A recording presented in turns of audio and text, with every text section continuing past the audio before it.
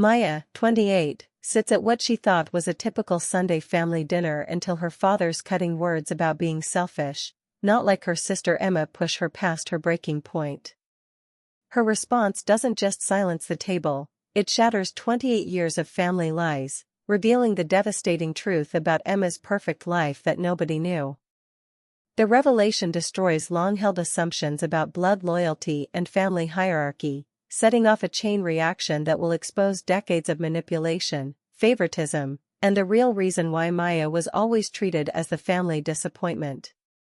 Before we dive into this incredible story of family betrayal and ultimate justice, I'd love to know, where are you watching from today? Whether you're dealing with your own family drama or just love a good revenge story, hit that like button if you're ready for a wild ride, and don't forget to subscribe because trust me, you won't want to miss how this unfolds. The way karma comes back around in this story will absolutely blow your mind. Let me take you back to the beginning, because understanding my childhood is crucial to everything that happens next. Growing up in Portland, Oregon, I always knew I was living in my sister Emma's shadow, but I never understood why until much later.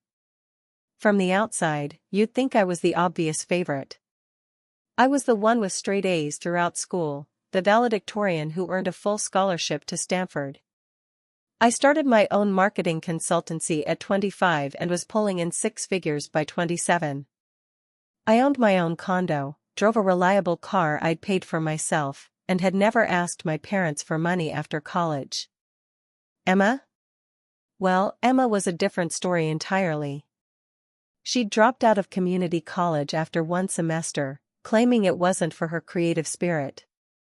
She'd bounced from job to job, barista, retail worker, briefly a yoga instructor until she decided the studio had toxic energy. She'd lived in 4 different apartments in 3 years, each move accompanied by dramatic stories about terrible roommates or unfair landlords. But somehow, inexplicably, Emma was the family golden child. I remember being 12 years old, proudly showing my parents my report card, straight A's again, plus a note from my teacher about my exceptional essay on marine biology. My mom glanced at it, smiled briefly, and said, "That's nice, honey. Emma, show Maya what you drew in art class today." Emma's finger painting got 15 minutes of enthusiastic praise while my academic achievement earned barely 30 seconds of attention. This pattern continued throughout our teenage years and into adulthood. When I graduated Stanford with honors and landed my first job at a prestigious marketing firm in San Francisco, the family dinner conversation somehow centered around Emma's latest relationship drama. When I bought my first condo at 26, a moment I was incredibly proud of. My parents spent the entire dinner discussing how worried they were about Emma's living situation and whether I thought she could move in with me temporarily. The financial manipulation started subtly. A phone call from Mom, "Maya, honey, Emma's having a tough month. Could you maybe help her with rent? Just this once?" It was never just once. Over the years, these emergency requests became routine. Emma's car broke down, could I help with repairs? Emma needed professional clothes for job interviews, could I take her shopping? Emma's security deposit for a new apartment, surely I could cover it since I was doing so well financially? Each time I helped, which was always, the gratitude was minimal and the expectation grew. But whenever I couldn't immediately drop everything to solve Emma's latest crisis, the guilt trips were immediate and intense. "Maya, family comes first. Why are you being so selfish? Emma really needs you right now. You know how sensitive she is." The worst part was how my legitimate concerns were always dismissed. When I gently suggested Emma might benefit from budgeting classes or career counseling, I was told I was being judgmental and not supportive. When I mentioned that I was also working hard and might need emotional support sometimes, I was reminded that I was the strong one and should be grateful for my success instead of complaining. My parents had perfected the art of emotional manipulation disguised as family loyalty. They'd convinced me that being the successful, independent daughter meant I owed it to the family to take care of Emma. My achievements were treated as lucky breaks that came with the responsibility to lift everyone else up, while Emma's failures were treated as unfortunate circumstances that required family rallying around her. I started noticing how conversations about me always included subtle criticisms wrapped in backhanded compliments.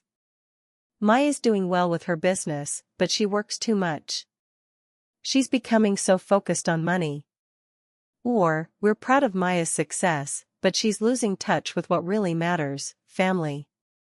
Meanwhile, Emma's consistent irresponsibility was reframed as authenticity and emotional depth. Emma has such a big heart. She feels everything so deeply. She's just trying to find her path in life.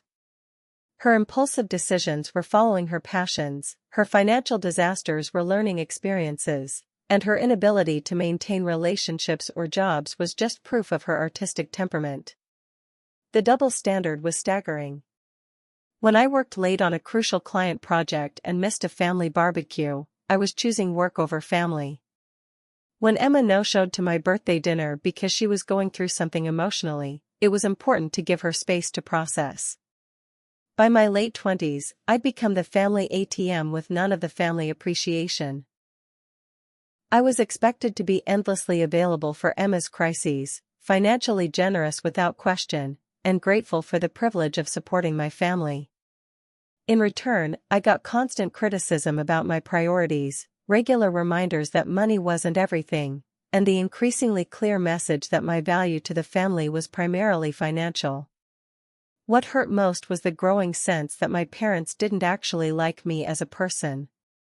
They were proud of my success when it benefited the family, but they seemed to view my personality, driven, independent, financially responsible, as character flaws that needed constant correction. They loved the idea of having a successful daughter, but they appeared to prefer Emma's company, Emma's personality, and Emma's approach to life.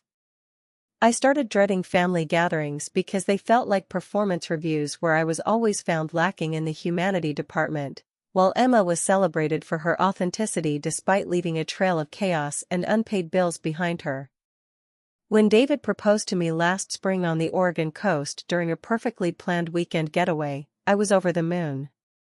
David wasn't just my partner of 4 years, he was my best friend, my biggest supporter, and the first person who'd ever made me feel like I was enough exactly as I was. He appreciated my drive, celebrated my successes without jealousy, and never once suggested I was too focused on work or needed to be more like anyone else. I called my parents immediately after saying yes, expecting excitement and celebration. Instead, I got a lukewarm "that's nice, honey" from my mother, followed immediately by concerns about how Emma would handle the news. Not congratulations for me. Not excitement about meeting David's parents or planning the wedding. Just worry about how my engagement might affect Emma's emotional state. The first red flag came during our initial wedding planning discussion. My parents suggested we should have a small, simple wedding since Emma's divorce had been finalized just 6 months earlier, and we wouldn't want to throw our happiness in her face. When I mentioned we'd already put down a deposit on a beautiful venue and were planning for about 120 guests, my mother's face fell like I'd announced I was joining a cult. "Maya, don't you think that's a bit much? Emma's wedding was so lovely and intimate with just 50 people. She's still healing from everything she went through. Maybe you could tone things down a bit? Show some consideration for your sister's feelings?" I pointed out that Emma had chosen her small wedding size, and her divorce was her choice too after her affair came to light. This information was apparently not relevant to the current discussion about my wedding plans. The pressure escalated when my mother brought up the maid of honor situation. "Of course Emma will be your maid of honor, right? It would mean so much to her, especially after everything she's been through. It might help her heal to be part of something joyful." I'd actually been planning to ask my best friend Sarah, who'd been my constant support through college and my business launch, who knew David almost as well as I did, and who'd actually contributed to our relationship rather than critiquing it. But apparently, blood trumped actual friendship and support. When I hesitantly mentioned I'd been considering Sarah, the guilt trip was swift and brutal. Maya, how can you even think about choosing a friend over your own sister? Family comes first. Emma has always looked up to you, and this would just devastate her. Don't you want your sister by your side on the most important day of your life? The emotional manipulation reached its peak during a family dinner 3 weeks after my engagement. My grandmother's antique engagement ring had been promised to me since I was 16, a beautiful Art Deco diamond that had been in our family for 4 generations. My grandmother had specifically told me it would be mine when I got engaged, and my parents had confirmed this multiple times over the years. But suddenly, there was a problem. Maya, we need to talk about Grandma's ring, my mother said carefully, clearly having rehearsed this conversation.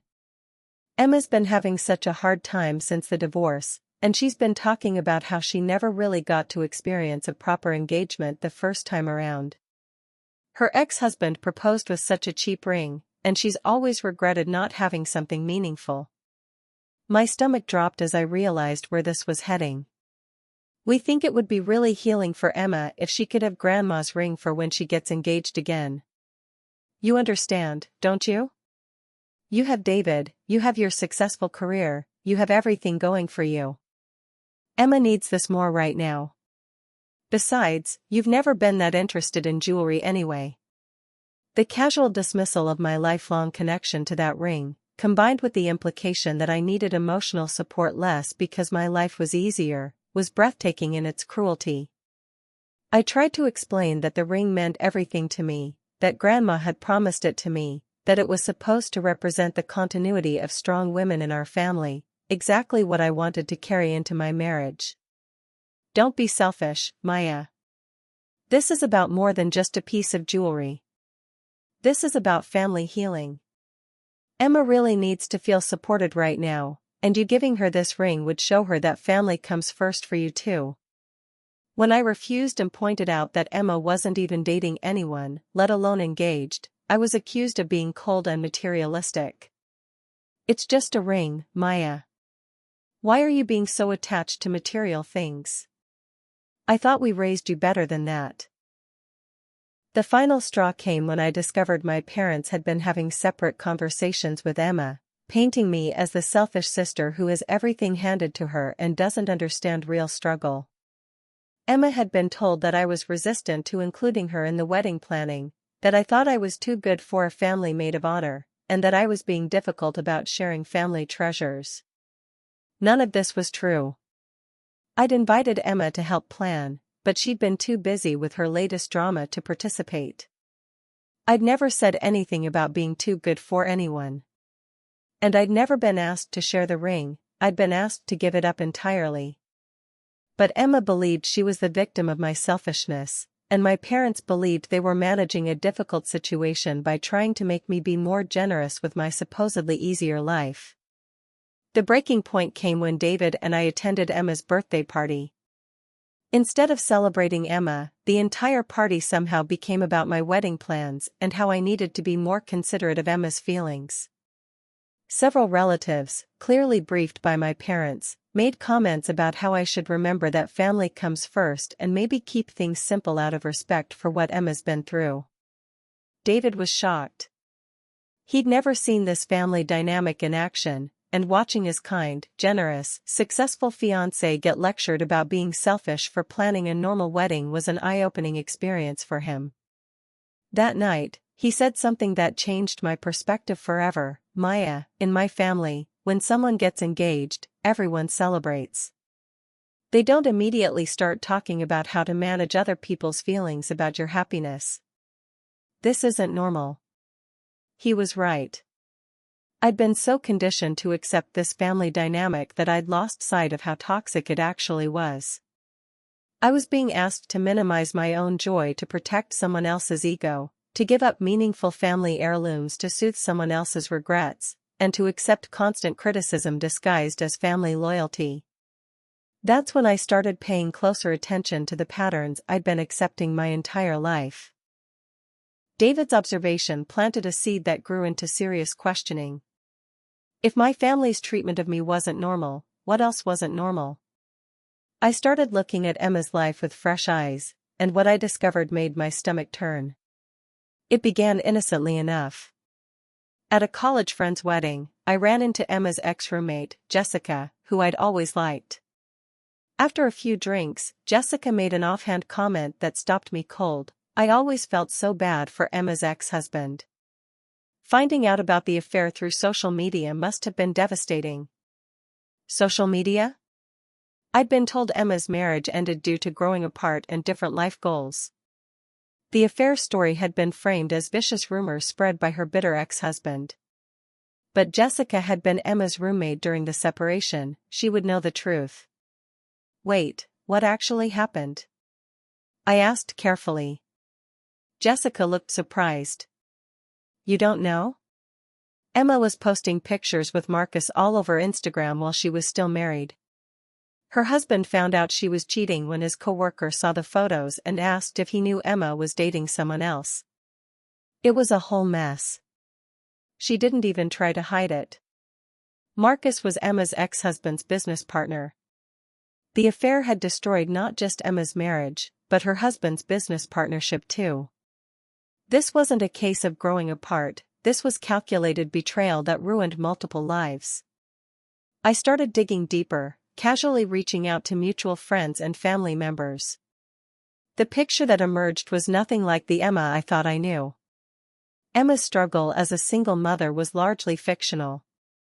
Yes, she had primary custody of her 8-year-old son Tyler, but her ex-husband paid substantial child support plus covered Tyler's health insurance, school expenses, and extracurricular activities. Emma received an additional $3,000 monthly from our parents, money I'd assumed was coming from their retirement savings, which had always worried me. But here's what really shocked me. Emma had been telling everyone, including our parents, that I never helped her financially and refused to support Tyler. I discovered this when my cousin Michelle mentioned how sad it was that Emma had to handle everything alone because Maya won't help with Tyler's expenses. I was speechless. I'd been secretly paying Tyler's private school tuition for 2 years, thinking Emma had arranged a scholarship. I'd covered his summer camp fees, baseball equipment, and countless other expenses. But Emma was taking credit for everything while painting me as the selfish aunt who didn't care about her nephew. The pattern of lies was extensive and deliberate. Emma had told our Aunt Linda that I'd called Emma pathetic during a family dinner, something that never happened, which explained why Linda had been cold to me for the past year. Emma had told our cousin that I refused to help during Grandpa's illness last year because I was too busy with work to care about family. In reality, I'd been working extra hours to pay for Grandpa's experimental medical treatments because his insurance wouldn't cover them. Every family rift, every cold shoulder, every disappointed look I'd been getting could be traced back to lies Emma had told about my character, my priorities, and my actions. The most devastating discovery came through my friend Rachel, who'd remained close to Emma's social circle. Rachel casually mentioned Emma's amazing apartment and how impressed everyone was that she could afford such a luxury place as a single mom. I looked up Emma's address. She was living in a $4,500 per month luxury apartment in Portland's Pearl District. The same woman who was supposedly struggling to make ends meet was living better than most dual-income families, driving a BMW, and posting Instagram photos from expensive restaurants and weekend getaways. Who was funding this lifestyle? Our parents, who were supposed to be on a fixed retirement income. I called my parents' bank under the pretense of helping them with financial planning, something I'd been genuinely concerned about. What I discovered made me physically ill. They weren't just giving Emma $3,000 monthly, they were covering her rent, her car payments, her credit card bills, and Tyler's expenses. They'd taken a second mortgage on their paid-off house to fund Emma's lifestyle. My parents, who lectured me about materialism and the importance of family over money, had mortgaged their retirement to maintain Emma's facade of independence while she told everyone I was the selfish daughter who wouldn't help family. But the lies went even deeper. Emma had been systematically poisoning my relationships with extended family for years. She'd intercepted birthday cards I'd sent to relatives, claiming I was too busy to remember their special days. She'd told cousins that I'd declined invitations to family events I'd never received. She'd even convinced our parents that my business success was probably due to shady dealings because I was making too much money too quickly for someone so young. Emma had created an entire alternate reality where she was the devoted daughter struggling nobly while I was the cold, successful sister who'd forgotten her family. And everyone believed it because Emma was such a convincing victim. The manipulation was sophisticated and calculated. Emma had identified exactly what would make each family member sympathize with her and resent me. To our traditional parents, I was the career-obsessed daughter who'd lost sight of family values. To our relatives, I was the successful one who looked down on everyone else. To family friends, I was the sister who'd gotten lucky in life and refused to help those less fortunate. Meanwhile, Emma's actual behavior. The affair, the financial irresponsibility, the constant manipulation, was either hidden completely or reframed as evidence of her authentic, emotionally honest nature. I realized I'd been living in a family where the truth was completely inverted. The selfish daughter was actually subsidizing everyone else's life while the selfless daughter was manipulating everyone for personal gain.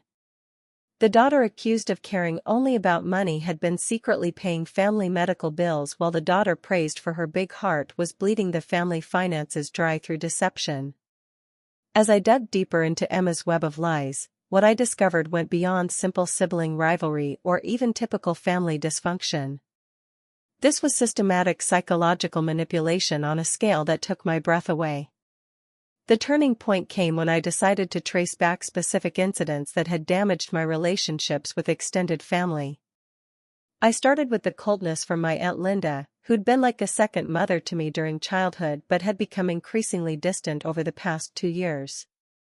When I finally worked up the courage to ask Linda directly why she'd been so cold, her response shattered me. "Maya, honey, I know Emma told me not to bring this up, but I was so hurt when you said those things about her at Christmas dinner 2 years ago.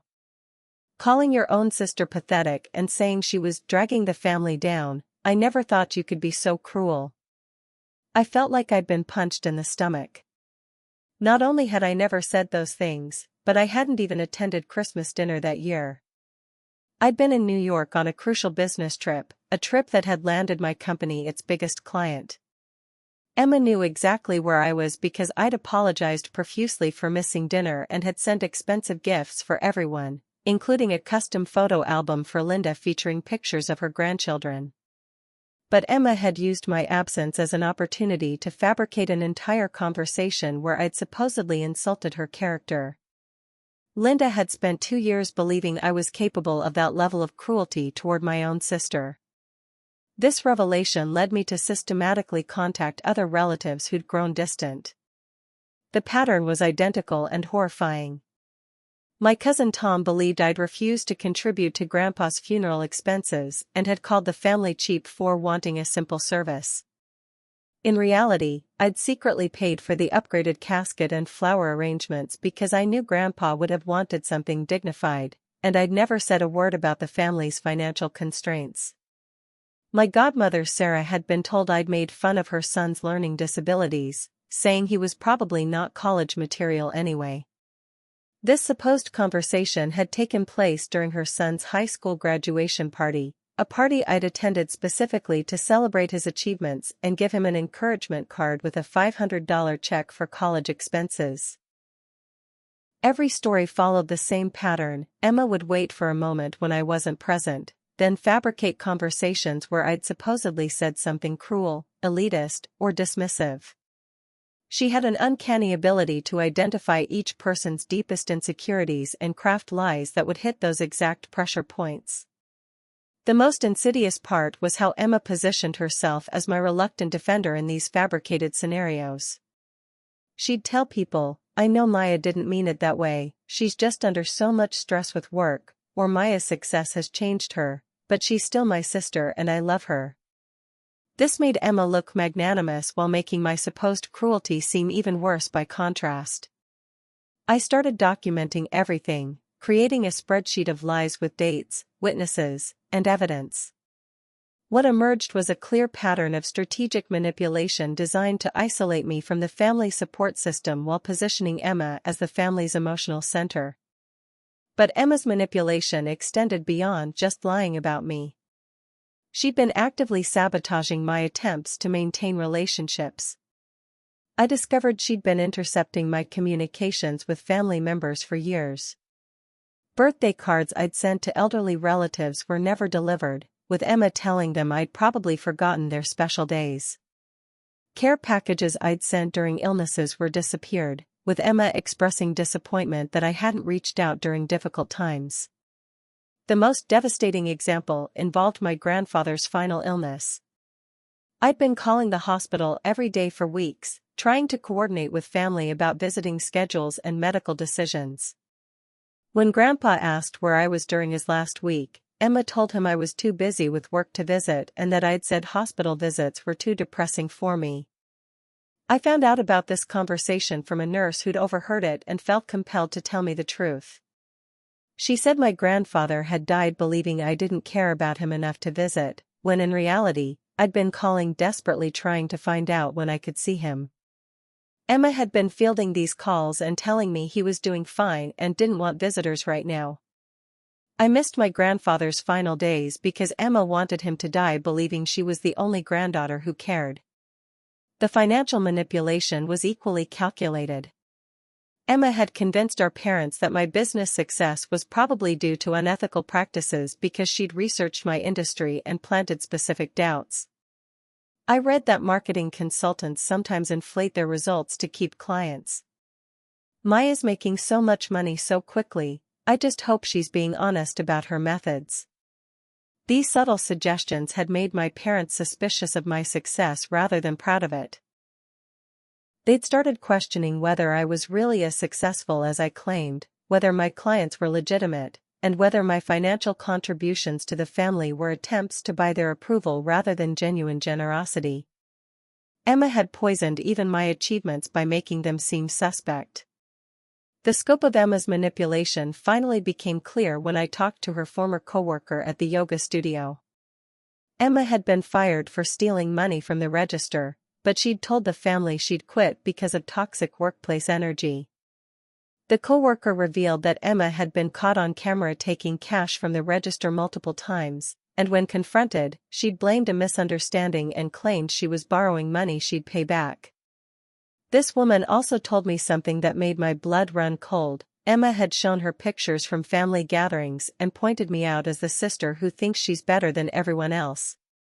Emma had been using family photos to reinforce her victim narrative even with strangers, creating a consistent story about our family dynamic that painted her as the underappreciated sister and me as the arrogant success story.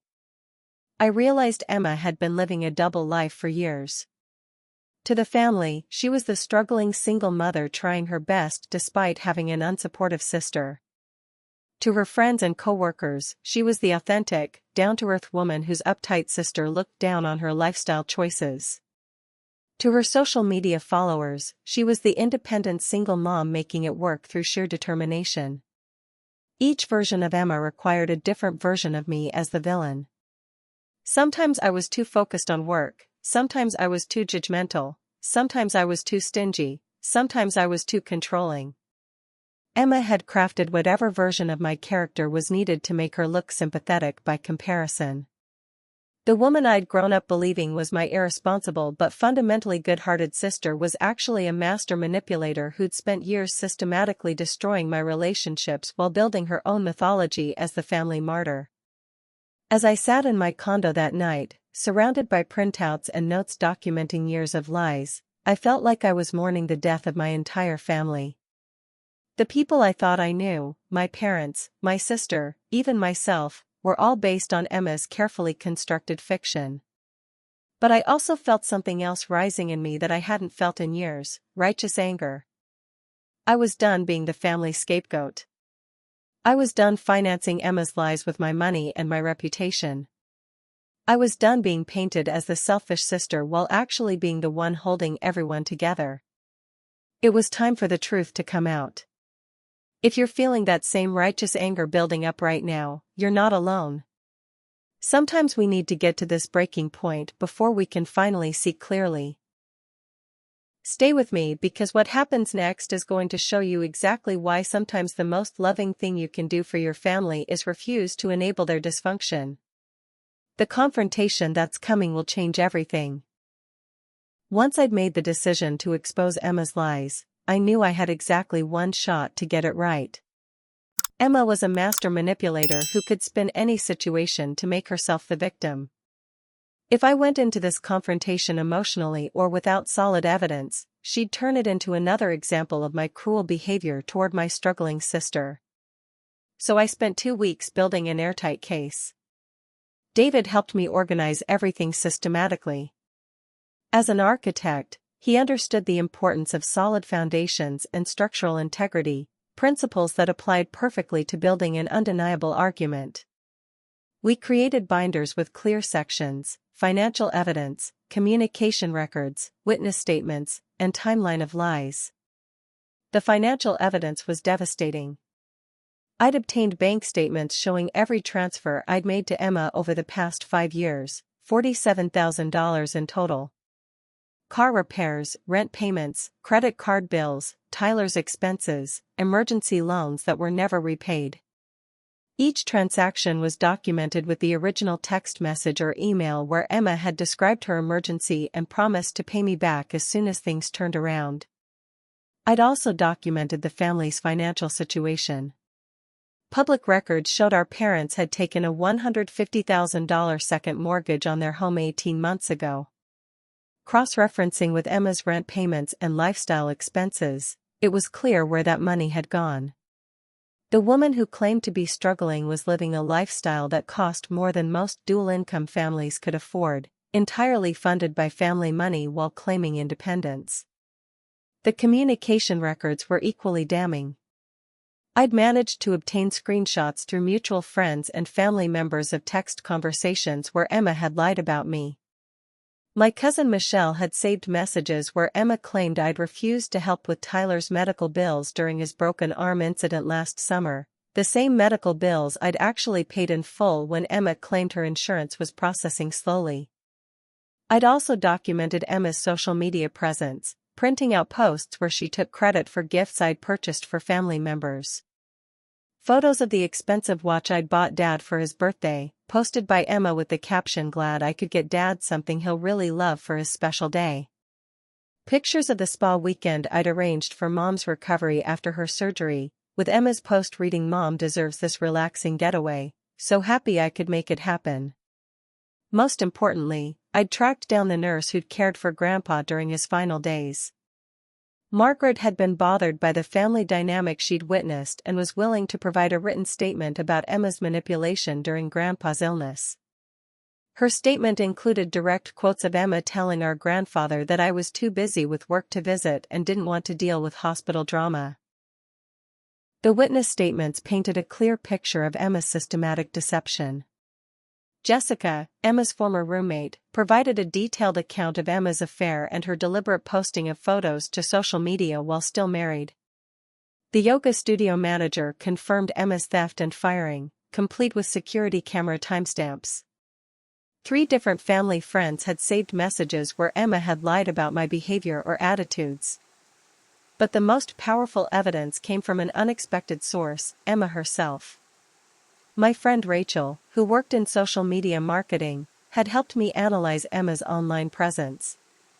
What we discovered was a woman who'd documented her own lies across multiple platforms. Instagram posts from expensive restaurants during the same week she'd asked me for grocery money. Facebook check-ins at luxury spas during the period she'd claimed to be too broke for Tyler's school supplies. LinkedIn posts about embracing authenticity and living your truth while she was systematically deceiving everyone around her. Emma had created such an extensive online presence around her false narrative that she'd trapped herself. Every post claiming to be an independent single mom could be cross-referenced with bank records showing family support. Every humble brag about making it on my own was contradicted by the financial evidence of her dependence. David and I also prepared for the emotional manipulation that would inevitably come.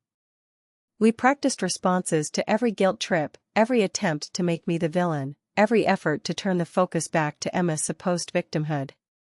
I memorized key facts and figures so I couldn't be derailed by crocodile tears or dramatic deflections.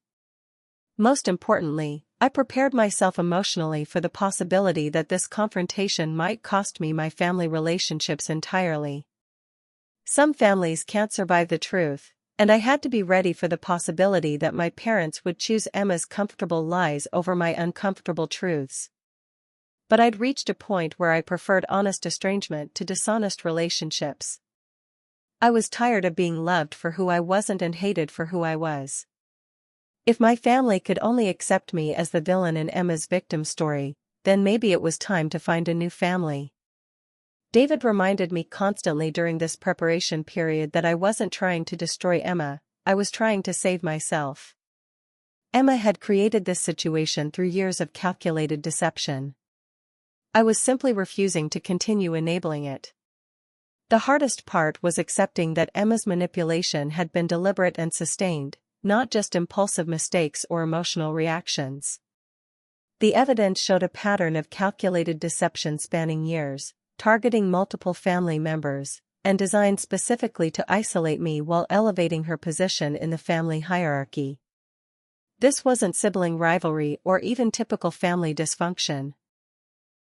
This was systematic psychological abuse disguised as family dynamics. I also had to prepare for the possibility that Emma would try to turn this confrontation into another manipulation. She might claim I was having a breakdown from work stress, or that my upcoming wedding was making me jealous of her past marriage, or that my success had made me paranoid about family loyalty. Emma was skilled at reframing every situation to make herself the victim, and I had to be ready for whatever narrative she'd try to construct. But I had something Emma didn't expect: complete documentation of the truth, multiple witnesses willing to speak up, and most importantly, David's unwavering support. For the first time in my adult life, I wasn't fighting this battle alone. The night before the confrontation, I called my grandfather's nurse Margaret to confirm she'd be available if needed to verify her statement about Emma's manipulation during his final days. Margaret told me something that sealed my resolve. "Honey, your grandfather spent his last week wondering why his successful granddaughter didn't love him enough to visit. He died believing you didn't care. That woman stole his final peace of mind, and she stole your chance to say goodbye. Whatever you're planning to do about it, that man deserves justice." She was right. This wasn't just about me anymore.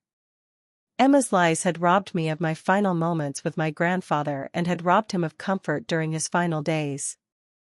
The manipulation had caused real, irreversible harm that went far beyond hurt feelings or family drama.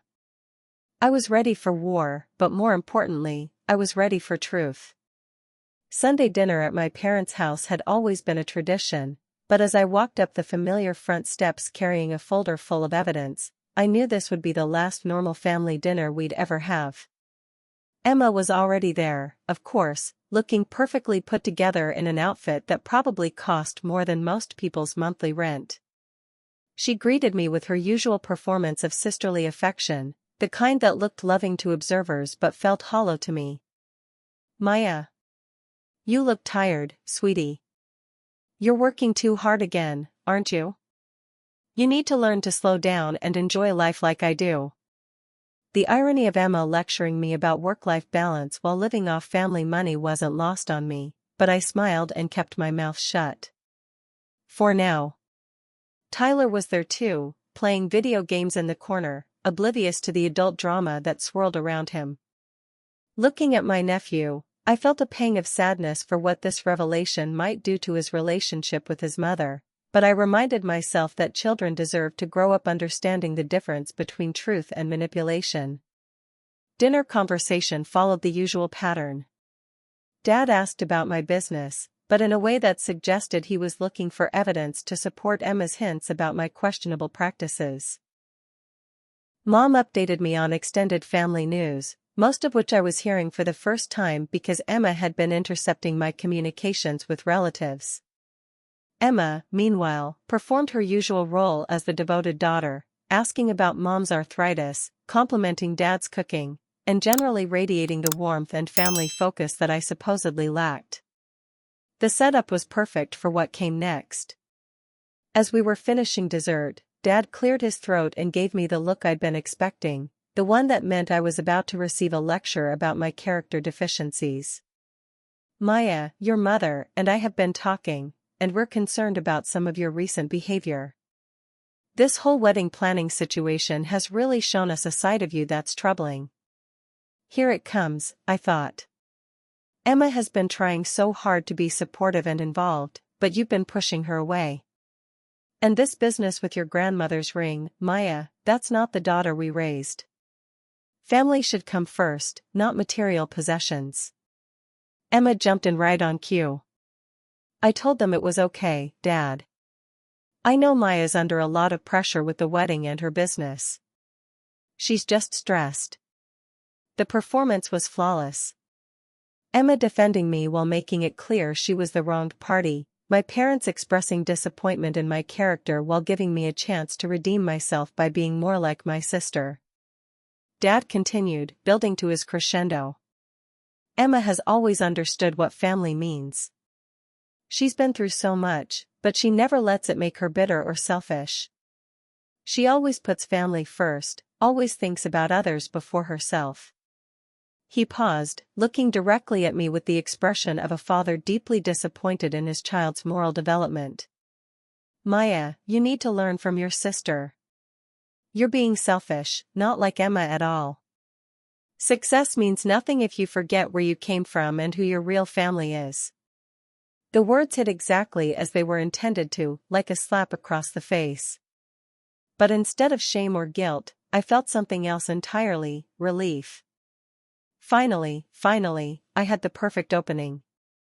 I reached into my bag and pulled out the folder I'd prepared. The table went quiet as I calmly opened it and began laying out documents. "You're absolutely right, Dad. I should be more like Emma. Let me tell you exactly what Emma is like." I placed the first bank statement on the table. This shows the $47,000 I've given Emma over the past 5 years. Money she claimed she needed for emergencies but never paid back, despite telling everyone I never help her financially. Emma's face went pale, but she quickly recovered. "Maya, those were loans. I never said I wouldn't pay them back. And I never told anyone you didn't help." I placed down the screenshot from my cousin Michelle showing Emma's text messages claiming I refused to help with Tyler's expenses. "Here's where you told Michelle I wouldn't help with Tyler's medical bills. The same bills I actually paid in full. Maya, you're taking that out of context." I placed down Tyler's school records showing my payments for his tuition. "Here's 2 years of private school tuition I've been paying while you told everyone you were struggling as a single mom." My parents were staring at the documents, confusion replacing disappointment on their faces. But I was just getting started. "Let me tell you about Emma's struggle, since you think I should be more like her." I laid out Emma's rent receipts and the second mortgage documents. Emma lives in a $4,500 per month luxury apartment. You took a second mortgage on your retirement home to pay for it, but Emma tells everyone she's independent. "Maya, stop," Emma's voice was getting shrill. "Here are the bank records showing the $3,000 monthly payments you make to Emma, plus her car payments, credit card bills, and Tyler's expenses. The same expenses Emma claims she handles alone while I'm supposedly too selfish to help family." I turned to my parents, whose faces showed they were beginning to understand the scope of their financial manipulation. "You've mortgaged your retirement to fund Emma's lifestyle while she tells everyone I'm the selfish daughter who won't help family. Meanwhile, I've been secretly paying Grandpa's medical bills, Tyler's school costs, and family emergency expenses, thinking Emma was contributing too." Emma tried to regain control. "Maya's having some kind of breakdown. She's been so stressed with work." I placed down the hospital statement from Margaret, the nurse. Here's a written statement from Grandpa's nurse about Emma's behavior during his final week. Emma told him I was too busy with work to visit and didn't want to deal with hospital drama. She intercepted my phone calls trying to coordinate visits. The silence was deafening. Emma made sure Grandpa died believing I didn't care about him. She stole my final goodbye with him, and she stole his peace of mind in his final days. I looked directly at Emma, whose victim mask was finally slipping. Would you like to tell everyone about the real reason your marriage ended, Emma? Or should I share Jessica's statement about your affair with Marcus and how your husband found out through your Instagram posts? That's not, I never. Or maybe we should discuss why you were really fired from the yoga studio? The manager was very helpful in explaining the security camera footage of you stealing from the register. Emma's composure completely cracked. You're just jealous. You've always been jealous because Mom and Dad love me more. You can't stand that I'm the one they care about. And there it was, the truth finally coming out of Emma's own mouth. You're right, Emma. They do love you more. Because you've spent years lying to them about who I am while lying to everyone else about who you are. I turned to my parents, who were sitting in stunned silence. I've spent my entire adult life trying to earn your love and approval while financing Emma's lies. I've been the family ATM while being lectured about family values. I've been called selfish while actually being the most generous person in this family. I stood up, gathering my evidence. Emma has systematically poisoned my relationships with everyone in this family while stealing credit for my generosity and painting herself as the victim of my success. And you've enabled every bit of it because you preferred her comfortable lies to my uncomfortable truths. The table was completely silent. Tyler had stopped playing his game and was staring at the adults with wide, confused eyes. I'm done, I said quietly. I'm done being the villain in Emma's victim story. I'm done financing lies. I'm done being treated like a moral failure for having my life together while Emma is praised for being an authentic disaster. I looked at each of them one final time. If you want a relationship with me going forward, it will be based on truth. No more lies, no more manipulation, no more financial scams disguised as family emergencies. Emma can fund her own lifestyle, and you can make your own choices about whether to enable her or help her grow up. I headed toward the door, then turned back. And Dad? You're right that success means nothing if you forget your family.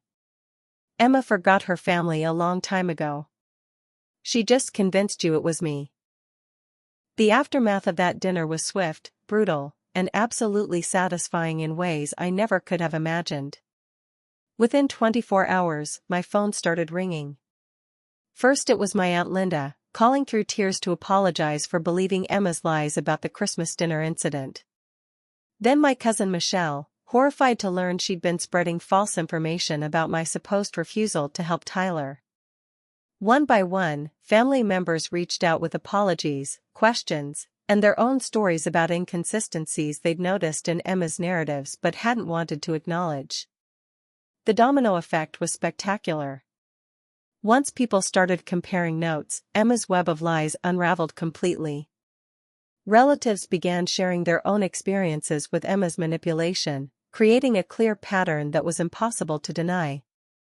My godmother Sarah had saved the graduation card and check I'd given her son, proof that Emma's story about my insulting his abilities was completely fabricated. Cousin Tom had bank records showing I'd actually overpaid for Grandpa's funeral expenses, not refused to contribute as Emma had claimed. But the most devastating fallout happened to Emma herself, and honestly, she had engineered her own destruction.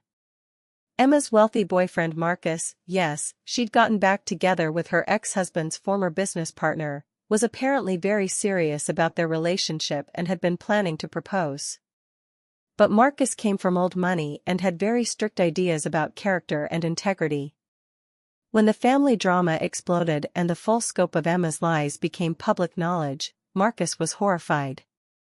It turns out Emma had been lying to him too, claiming she was financially independent and that her family drama stemmed from my jealousy of her success. When Marcus discovered Emma was actually living off family money while conducting a years-long campaign of manipulation against me, he was done. Old money families don't tolerate public scandals or character defects, and Emma's behavior was both. Marcus broke up with Emma via text message, appropriately cold for someone who'd built a relationship on lies. But the real karma came in what happened next. Without Marcus as her safety net and with the family finally seeing through her manipulation, Emma's carefully constructed lifestyle collapsed overnight. My parents, shocked and ashamed of how thoroughly they'd been deceived, immediately cut off the $3,000 monthly payments. They also stopped covering her rent, car payments, and credit cards, leaving Emma to face the financial reality she'd been avoiding for years. Emma tried to manipulate her way out of the crisis, claiming she was having a mental health emergency and needed family support more than ever. But the evidence of her calculated deception was too overwhelming. This hadn't been impulsive mistakes or emotional reactivity. This had been years of systematic manipulation designed to financially and emotionally exploit her family while destroying my relationships. Within 2 months, Emma had to give up her luxury apartment and move into a modest 2-bedroom place she could actually afford on her income. The BMW got repossessed when she couldn't make payments without family support. Her social media presence, once filled with humble brags about her independent lifestyle, went completely silent. The most satisfying part? Emma had to get a real job for the first time in years. No more bouncing between part-time gigs or claiming creative pursuits were too important for traditional employment. She ended up working retail at a department store, earning the kind of modest income that most single mothers actually live on. Tyler, meanwhile, continued in his private school thanks to the fund I'd been secretly maintaining for his education. Emma tried to paint my continued support of Tyler as manipulative and trying to steal her son's love, but by this point, even she could see how hollow that sounded. Tyler was old enough to understand that his aunt had been ensuring his stability while his mother had been playing victim. My parents' response was everything I'd hoped for and more. They were devastated to realize how completely they'd been manipulated, but more importantly, they were angry. Dad, especially, felt betrayed by Emma's financial deception. He'd worked his entire life to build retirement security, and Emma had manipulated them into risking it for her lies. They immediately began working with a financial advisor to understand the full scope of the damage and create a plan to rebuild their retirement funds. The second mortgage was manageable, but it meant they'd be working longer than planned and would need to significantly downsize their lifestyle. More importantly, they began therapy to understand how they'd been so completely deceived and to rebuild their relationship with me. It wasn't easy, years of programming don't disappear overnight, but they were genuinely committed to understanding how their favoritism and manipulation had damaged our family. The extended family rehabilitation was equally satisfying. I was invited to birthday parties, holiday gatherings, and family events I'd been excluded from for years. Relatives who'd believed Emma's lies about my character began seeing me as I actually was, successful, generous, and family-oriented, just not in the performative way Emma had trained them to expect. My cousin Michelle became one of my closest allies, actually thanking me for exposing Emma's manipulation because it had been damaging her own family relationships too. Several relatives admitted they'd always felt something was off about Emma's stories but hadn't wanted to rock the boat by questioning them. But perhaps the sweetest revenge was how the truth affected my relationship with David and our wedding planning.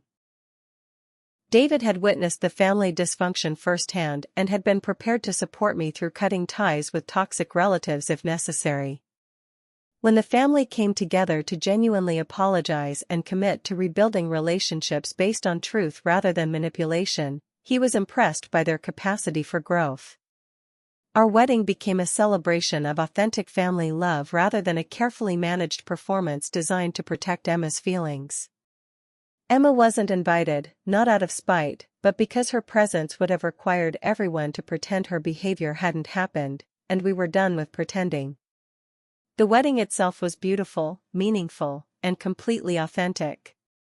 I wore my grandmother's ring with pride, knowing it represented the strength of women who told the truth even when it was difficult. My maid of honor was Sarah, my best friend who'd supported me through years of family drama without ever asking me to minimize myself for someone else's comfort. Most importantly, I finally understood what healthy family relationships felt like. My parents began treating me as a whole person rather than just a successful daughter with character defects. They celebrated my achievements without immediately pivoting to concerns about how Emma might feel. They asked about my life, my goals, and my happiness without filtering everything through the lens of family management. The financial manipulation stopped completely. My parents began managing their own expenses and making their own choices about how to help family members, rather than expecting me to subsidize Emma's irresponsibility while being lectured about family values. Emma made a few attempts to re-establish her victim narrative, claiming I'd turned the family against her and that she was being punished for being authentic. But by this point, everyone had seen the evidence of her systematic deception. Her attempts to regain sympathy fell flat because the truth was simply too overwhelming to ignore. The last time I saw Emma was at a grocery store about 6 months after the dinner confrontation. She looked tired, older, and genuinely humbled by the consequences of her own actions. For a moment, I felt a flash of sympathy for the sister I'd grown up loving, before remembering that the Emma I'd loved had never really existed. That Emma had been a performance designed to manipulate my emotions while she systematically destroyed my relationships. Emma tried to approach me, probably to attempt some kind of reconciliation or manipulation, but I simply nodded politely and continued with my shopping. I wasn't angry anymore, I was free. The most profound change wasn't in my external circumstances, though those were certainly better. The most profound change was internal. For the first time in my adult life, I understood that I was not responsible for managing other people's emotions, financing other people's poor choices, or accepting mistreatment in the name of family loyalty. I learned that real family love doesn't require you to minimize yourself, that authentic relationships can't survive on lies, and that sometimes the most loving thing you can do is refuse to enable dysfunction. I also learned that karma doesn't always come as dramatic revenge, sometimes it comes as the simple, inevitable consequences of your own choices. Emma had spent years building a life based on lies and manipulation. When the truth came out, that life naturally collapsed because it had no solid foundation.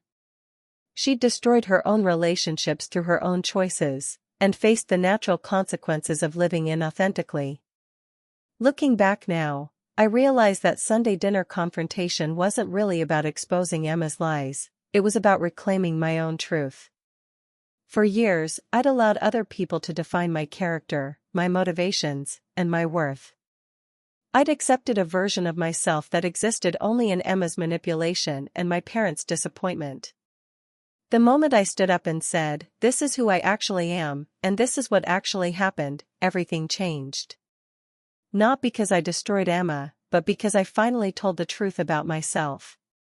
That's the real lesson here: you can't build authentic relationships on lies, even comfortable ones. You can't love someone genuinely if you don't know who they really are. And you can't be truly loved if you're not willing to be truthfully known. My family is smaller now, but it's real. Emma chose manipulation over honesty and lost relationships that could have been genuine if she'd been willing to be vulnerable instead of victimized. My parents chose growth over comfort and rebuilt relationships that are now based on truth rather than management. And me?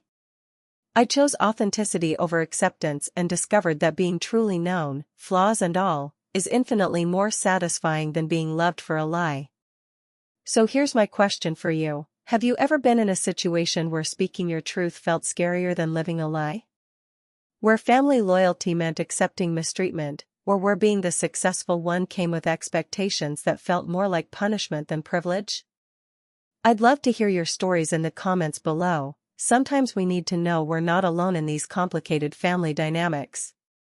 If this story resonated with you, Please hit that like button because it helps other people who might be struggling with similar family manipulation find these conversations. And definitely subscribe for more stories about standing up for yourself, setting boundaries, and the sometimes painful but always necessary process of choosing truth over comfort. Share this video with anyone who might need to hear that it's okay to stop being the family scapegoat, that success doesn't come with an obligation to accept mistreatment, and that sometimes the most loving thing you can do for your family is refuse to enable their dysfunction. Thank you for taking this journey with me, for listening to my story, and for being part of a community that believes truth and authenticity are worth fighting for.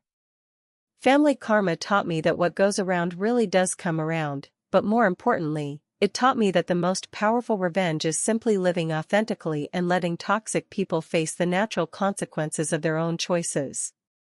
Here's to building relationships based on truth, love that doesn't require you to minimize yourself, and the courage to speak up when speaking up is the most loving thing you can do. May your own family stories be filled with the kind of authentic love that can only exist when everyone is brave enough to be real.